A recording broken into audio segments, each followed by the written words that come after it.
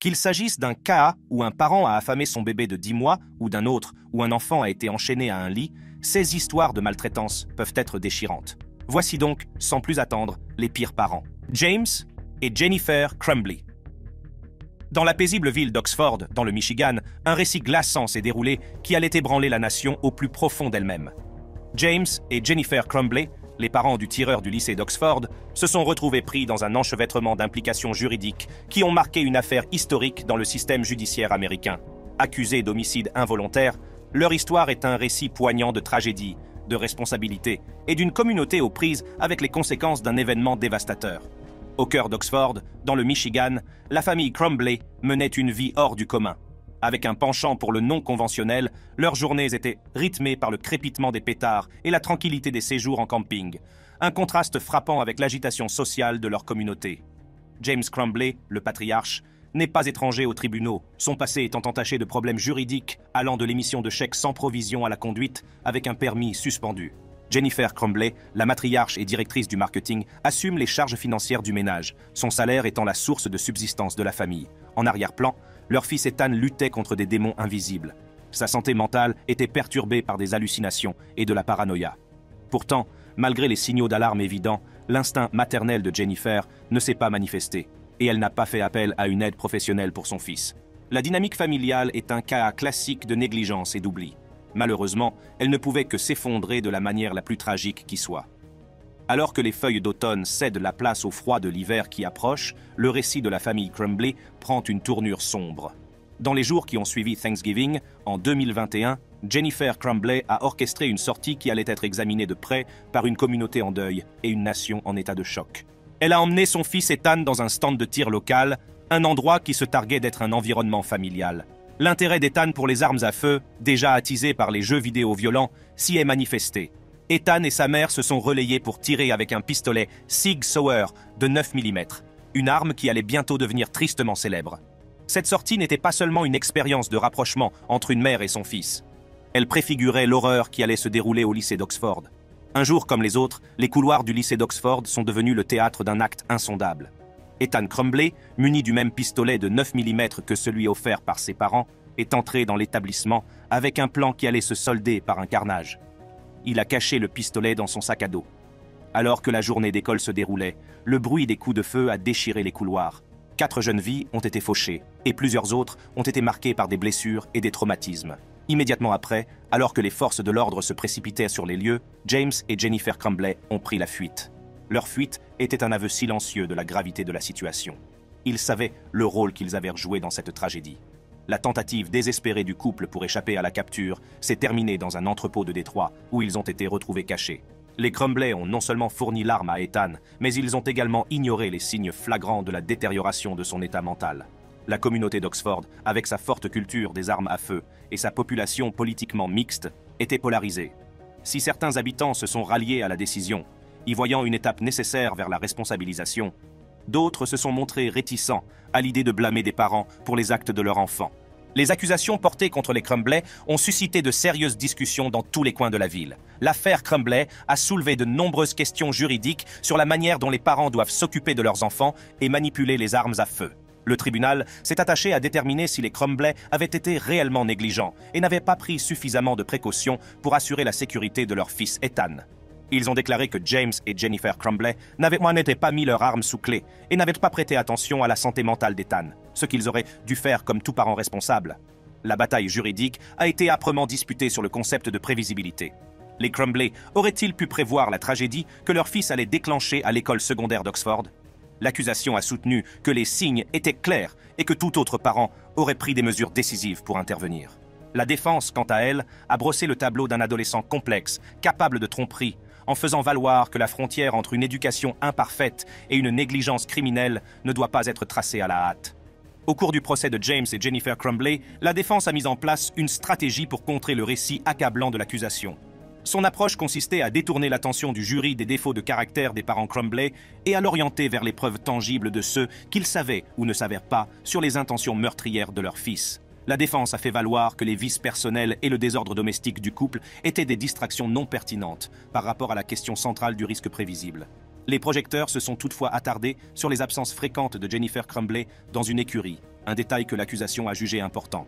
Ces absences coïncidaient avec les épisodes d'hallucination d'Ethan, suggérant un manque de surveillance parentale à des moments critiques de la crise de santé mentale de l'adolescent. La défense a soutenu que ces détails n'étaient pas pertinents, qu'ils n'équivalèrent pas à la connaissance d'une menace imminente. Ce cas est devenu un miroir reflétant les difficultés souvent négligées des établissements d'enseignement à fournir un soutien adéquat en matière de santé mentale.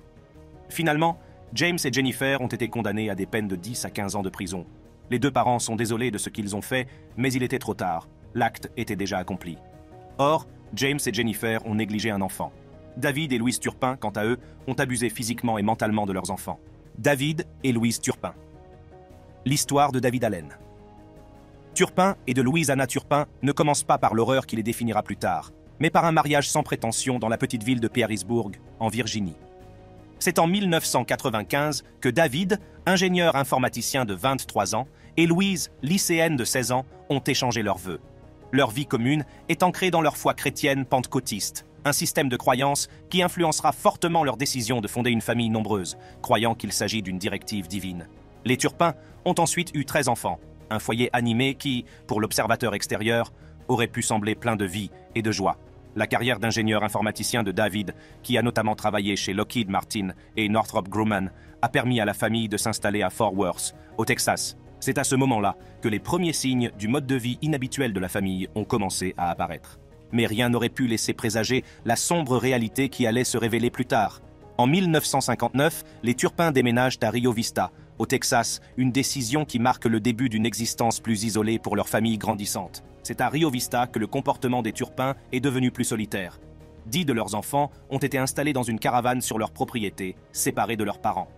Cet acte d'isolement fut le premier d'une série d'étapes de plus en plus troublantes qui aboutiraient à une révélation choquante des années plus tard. Au fur et à mesure que la famille s'agrandit, le secret qui entoure leur vie s'intensifie. L'existence des Turpin était pleine de contradictions. Aux yeux du public, ils donnaient l'image d'une famille unie et heureuse. Cependant, à l'intérieur, ils étaient isolés et contrôlaient tout. C'est une vie qui, avec le temps, s'effiloche de la manière la plus publique et la plus dérangeante qui soit. En 24 ans, le chemin de la famille Turpin l'a conduit dans un nouveau cadre, la banlieue de Perris, en Californie. C'est là que la façade soigneusement construite de la famille commence à se fissurer, les voisins observant le comportement particulier des enfants et leur apparence décharnée. Les enfants étaient rarement vus, et lorsqu'on les voyait, ils paraissaient mal nourris et pâles. Ils restaient silencieux, à moins qu'on ne leur parle, comme si l'invisibilité était leur seule défense dans un monde qui leur avait montré peu de bonté. Malgré la sombre réalité qui régnait entre les murs de la maison des Turpin, les médias sociaux de la famille dépeignaient une image tout à fait différente. Les photos postées sur Facebook montrent des sorties à Disneyland, avec les enfants vêtus de t-shirts Disney assortis, souriant à l'appareil photo. Les plaques d'immatriculation des voitures de la famille, DS Land et DL Four Ever, semblaient affirmer l'amour de l'endroit le plus heureux du monde, ce qui contrastait fortement avec la vie qu'ils menaient à la maison. L'histoire a pris un tournant décisif avec l'évasion courageuse de leur fille Jordan Turpin, âgée de 17 ans. Depuis plus de 2 ans, les enfants Turpin préparaient leur évasion. Le 14 janvier 28, l'heure de vérité a sonné. Au petit matin, 2 des filles Turpin se sont précipitées vers la liberté par une fenêtre. La plus jeune sœur, vaincue par la peur, recula, mais Jordan poursuivit son chemin, animée par l'espoir d'être sauvée, elle et ses frères et sœurs. Avec un téléphone portable désactivé en main, Jordan compose le 911. Elle a raconté que ses frères et sœurs étaient attachés dans leur lit, que la maison empestait et qu'ils étaient soumis à la torture. Lorsque la police est arrivée, Jordan lui a montré des photos qui prouvaient l'horreur de la situation dans la maison. Les policiers pensaient qu'ils allaient simplement vérifier que tout le monde allait bien, mais lorsque David et Louise Turpin ont ouvert la porte, ils ont semblé surpris de voir la police. Louise ne savait pas que leur fausse vie de famille heureuse allait s'effondrer. À l'intérieur de la maison, les policiers ont trouvé la situation exacte que Jordan avait décrite. Ils ont découvert 12 enfants, dont certains attachés à leur lit, tous très maigres et sales. Les parents semblaient désorientés, comme s'ils ne se rendaient pas compte de ce qu'ils avaient fait. Il y avait des preuves évidentes que les enfants avaient été maltraités pendant longtemps. Les chaînes montrent qu'ils ont été gardés comme des prisonniers, et les corps maigres des enfants montrent qu'ils n'ont pas été soignés correctement pendant des années. La maltraitance était vraiment grave et se manifestait de différentes manières, par exemple en les enfermant, en les frappant et même en les étouffant. Les enfants n'avaient le droit de manger qu'une fois par jour et ne pouvaient prendre un bain qu'une fois par an. Cela les rendait vraiment malades et sales, et cela affectait leur santé pour longtemps. Les enfants étaient en très mauvais état physique. Le plus âgé, qui avait 29 ans, ne pesait que 82 livres parce qu'il ne mangeait pas assez. Même l'enfant de 12 ans avait des bras aussi petits que ceux d'un bébé parce qu'il avait toujours faim. Outre les blessures physiques, les enfants étaient aussi très perturbés dans leur tête. Ils n'ont pas eu l'occasion d'apprendre grand-chose, si bien qu'ils ne comprenaient pas des choses fondamentales comme la médecine ou le travail de la police. Après la terrible découverte des enfants Turpin, la procédure judiciaire s'est accélérée. David et Louise Turpin ont été accusés de nombreux crimes graves qui montrent à quel point les abus ont été importants au fil des ans. Ils ont été inculpés de 12 chefs d'accusation pour torture, 12 chefs d'accusation pour séquestration, 7 chefs d'accusation pour abus d'un adulte dépendant et 6 chefs d'accusation pour abus d'enfant. David Turpin a été inculpé d'un acte obscène sur un enfant de moins de 14 ans et a ensuite été accusé de parjure pour avoir déposé de fausses déclarations sous serment auprès du ministère de l'Éducation de Californie, affirmant que ses enfants étaient scolarisés dans une école privée. La caution a été fixée à 9 millions de dollars pour Louise et à 12 millions pour David. L'avocat de Louise Turpin a demandé qu'elle soit placée dans un programme de déjudiciarisation avant le procès pour y suivre un traitement de santé mentale, en invoquant un diagnostic de trouble de la personnalité histrionique. Le juge a toutefois rejeté cette demande, estimant que Louise représentait un risque pour le public. Le 22 février 29, David et Louise Turpin ont changé leur plaidoyer de non-culpabilité en plaidoyer de culpabilité pour de multiples chefs d'accusation, y compris la torture et la séquestration. La peine prononcée à l'encontre du couple est la réclusion à perpétuité avec possibilité de libération conditionnelle au bout de 25 ans. La condamnation a été très émouvante, d'autant plus que les enfants leur ont pardonné. Après cette dure épreuve, les enfants Turpin ont entamé un long chemin vers la guérison. Après leur sauvetage, ils ont été hospitalisés pendant 2 mois, recevant un traitement médical pour toute une série de problèmes, allant de lésions cardiaques dues à une malnutrition sévère, à des troubles cognitifs et à une neuropathie. Les 6 mineurs ont été placés dans des familles d'accueil, ce qui devait leur permettre de bénéficier d'un environnement stable et stimulant pour les aider à se rétablir. Repartir à zéro dans une nouvelle vie n'a pas été facile. Les enfants ont dû faire face à d'importants problèmes de santé et cognitifs résultant des années de maltraitance et de négligence qu'ils ont subies. S'habituer à un monde qu'ils ne connaissaient pas a été difficile. Malheureusement, les abus n'ont pas cessé lorsqu'ils ont été sauvés. En octobre 2019, des allégations ont fait surface selon lesquelles 5 des plus jeunes enfants Turpin ont de nouveau été maltraités dans l'un des foyers d'accueil où ils ont été placés. Ils ont été blessés physiquement et mal soignés, ce qui a conduit à l'arrestation et à l'inculpation des parents d'accueil. Malgré ces revers, des lueurs d'espoir sont apparues. Il a été rapporté que les enfants Turpin vivaient de manière indépendante, trouvaient du travail et poursuivaient leurs études, l'un d'entre eux étant même diplômé de l'université. Cependant, une enquête de l'émission 20 sur 20 d'ABC a révélé que certains des enfants avaient été négligés par les services sociaux du comté de Riverside et que certains d'entre eux s'étaient retrouvés sans abri et dans l'incapacité d'accéder aux fonds donnés pour les aider. En réponse à ces défis permanents, les frères et sœurs Turpin ont intenté une action en justice. En juillet 22, ils ont intenté une action en justice contre l'agence de placement familial, le comté de Riverside et ChildNet Youth and Family Services, alléguant de graves abus et négligences dans le système de placement familial. Ces poursuites représentaient non seulement leur combat pour la justice, mais aussi une prise de position contre un système qui n'avait pas réussi à les protéger, même après leur sauvetage initial. Une histoire bien triste. Mais la suivante risque de vous blesser encore plus, car elle concerne la mort d'un enfant de 10 mois. Seth Welch et Tatiana Fusari. Dans la paisible étendue du canton de Solon, dans le comté de Kent, Michigan, une tragédie déchirante s'est déroulée, qui a bouleversé la communauté jusqu'au plus profond d'elle-même. Seth Welch et Tatiana Fusari, parents de 3 jeunes enfants, se sont retrouvés au centre d'une affaire poignante qui a bouleversé le pays.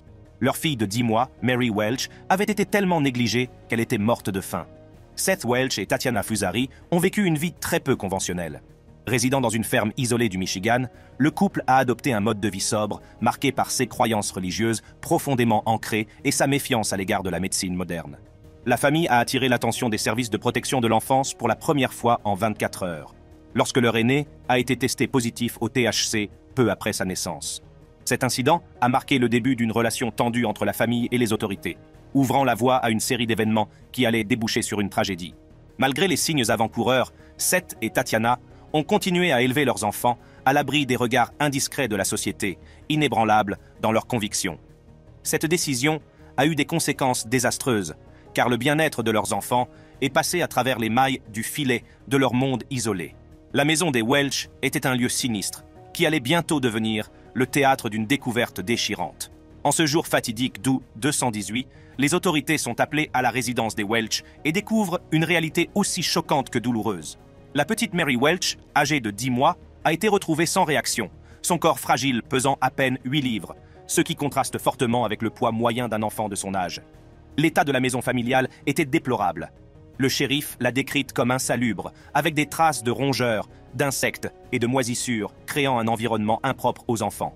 Malgré les signes évidents de détérioration de l'état de santé de leur fille, Seth Welch et Tatiana Fusari avaient fermement refusé d'avoir recours à une aide médicale, invoquant leurs convictions religieuses et une profonde méfiance à l'égard du système médical pour justifier leur inaction. 2 des 3 enfants du couple n'avaient jamais été examinés par un médecin agréé, un choix qui reflétait leurs opinions non conventionnelles, mais qui allait avoir des conséquences irréversibles. Au fur et à mesure que la réalité de l'état de Mary apparaissait, il devenait évident que les décisions de ses parents avaient joué un rôle essentiel dans la tragédie qui s'était déroulée. L'autopsie de Mary Welch a dressé un tableau déchirant de la négligence. Les conclusions du médecin légiste étaient sans équivoque.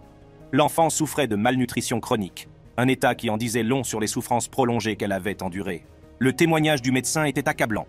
Il estimait que la privation de nourriture et d'eau, produit de première nécessité pour tout être humain, et a fortiori pour un nourrisson vulnérable, était à l'origine de sa mort tragique. Le corps de Mary présentait des signes de famine et de déshydratation, des conditions qui auraient pu être évitées avec la plus petite des interventions. Les paroles du médecin dans la salle d'audience ont révélé l'ampleur de la négligence dont Mary a fait l'objet. Ce témoignage était une pièce essentielle du puzzle, fournissant une explication scientifique à la mort de Mary et l'attribuant directement aux actions, ou plutôt à l'inaction, de ses parents. Les charges retenues contre Seth Welch et Tatiana Fusari sont aussi graves que le crime lui-même. En août 28, le couple a dû faire face à la sombre réalité de ses actes, puisqu'il a été inculpé d'homicide volontaire pour la mort de sa fille, Mary. La gravité de la situation était palpable, mais c'est leur réaction à l'annonce des accusations qui a retenu l'attention du public. Une vidéo de la mise en accusation, montrant les visages stupéfaits du couple, s'est répandue comme une traînée de poudre sur l'Internet, devenant une sensation virale. Le public a été horrifié par les images, beaucoup exprimant leur incrédulité et leur indignation devant le choc apparent du couple face à la gravité de leur situation. Cette affaire est remarquable parce qu'elle implique la triste mort d'un enfant et soulève des questions importantes sur les droits des parents, les croyances religieuses et la prise en charge des enfants. Le procès de Seth Welch a été au cœur de l'affaire, la salle d'audience devenant le théâtre du drame de la justice en train de se faire. En juin 22, à l'issue d'un procès qui a mis à nu les détails troublants de la mort de Mary, Seth Welch a été reconnu coupable de meurtre au premier degré. Cette condamnation était assortie d'une peine de prison à perpétuité, sans possibilité de libération conditionnelle. Au cours du procès, les déclarations de Seth Welch n'ont guère influencé le tribunal ou l'opinion publique. Sa défense s'est appuyée sur ses convictions religieuses et sa méfiance à l'égard du corps médical, mais ses arguments sont tombés à plat face aux preuves accablantes de négligence. Sa réaction à la condamnation à la prison à vie n'a suscité aucune émotion. Il a regardé fixement la lecture du verdict. Le procès de Tatiana Fusari a donné une autre dimension au récit tragique de la mort de Mary Welch. En 21, Tatiana Fusari a fait face au tribunal, sa défense dressant le portrait d'une femme prise au piège d'une relation abusive avec Seth Welch.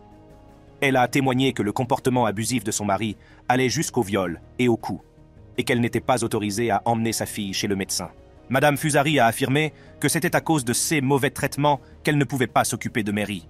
Sa défense repose également sur l'affirmation qu'elle n'a pas reconnu la gravité de l'état de santé de Mary et qu'elle n'était pas consciente de ce qui a finalement causé la mort de sa fille. Malgré ces affirmations, le jury n'a pas été convaincu. Fusari a été reconnue coupable et, comme son mari, condamnée à la réclusion à perpétuité sans possibilité de libération conditionnelle pour meurtre au premier degré. En outre, elle a été condamnée à une peine de 15 à 30 ans de prison pour maltraitance d'enfants au premier degré. Contrairement à Seth, Tatiana a eu les larmes aux yeux pendant toute la durée de la condamnation. L'issue de la condamnation de Fusari a ajouté une nouvelle couche de complexité à l'affaire, en soulevant des questions sur le rôle de la violence conjugale dans le contexte de la responsabilité pénale. Néanmoins, la sentence témoigne de la détermination du tribunal à tenir les 2 parents responsables de la négligence qui a conduit à la mort prématurée de Mary. Merci d'avoir regardé.